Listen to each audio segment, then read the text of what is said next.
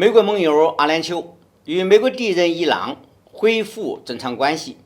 这完全与美国的利益相悖，美国影响力下降，不得不节哀顺变。各位网友，大家好，欢迎来到评估，我是易评估。今天我们要聊的话题是美国分身乏术，盟友与敌人恢复正常关系，中东影响力下降。最近，美国盟友阿联酋与美国的敌人伊朗恢复正常关系，该国大使重回德黑兰，以此为标志，美国在中东的影响力明显下降了。事实上，美国为了保住自己的石油安全，之前一直把目光聚焦在中东地区。然而，自从奥巴马时期，美国决定要重返亚洲之后，就打算将其60%的军力放在亚洲。美国现任总统拜登也顺应了这一趋势，不但与日本、澳大利亚和印度等多国密切了关系，还特别组建了一个4国联盟，妄图加大美国在亚洲的影响力。从总体上说，美国在亚洲的动作明显比前些年多了很多。佩洛西窜访台湾，更是让几乎整个美军的精力都用在了这件事情上。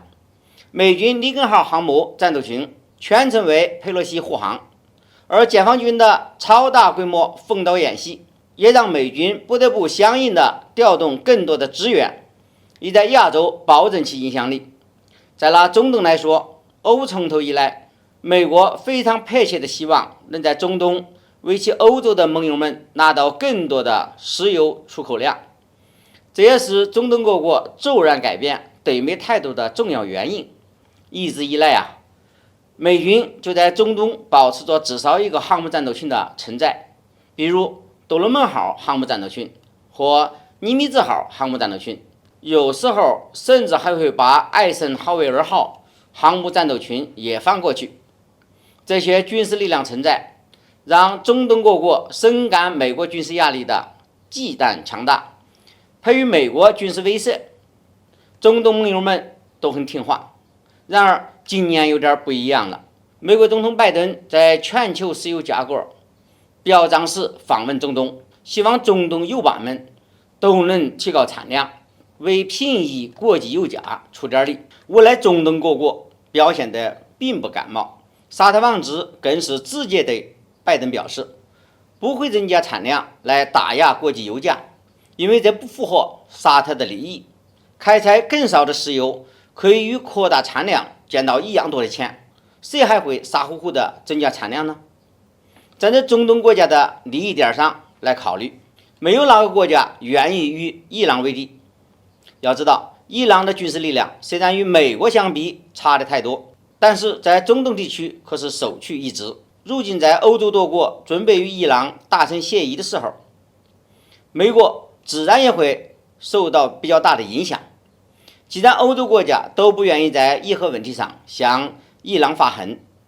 那么这些中东国家作为伊朗的邻国，更没有必要与其僵持下去。毕竟活着比什么都重要，硬绷着对谁都不好。水浅道鱼晚，暗起葫芦呼吸飘。美国的总体军事力量并没有大幅度增加，只能扯铜墙补西墙，增强亚洲驻军及其影响力的同时，中东等地的驻军及其影响力必然就会削弱。从这个角度上看，就算中东再重要，拜登也没有办法让美军一直保持大规模高强度的军事存在。而中东国家为了自己的活路，跟伊朗搞好关系，也是最符合自己利益的选择。美国除了节哀顺变，又能怎么样呢？好，今天的话题就聊到这里，我们下期再见。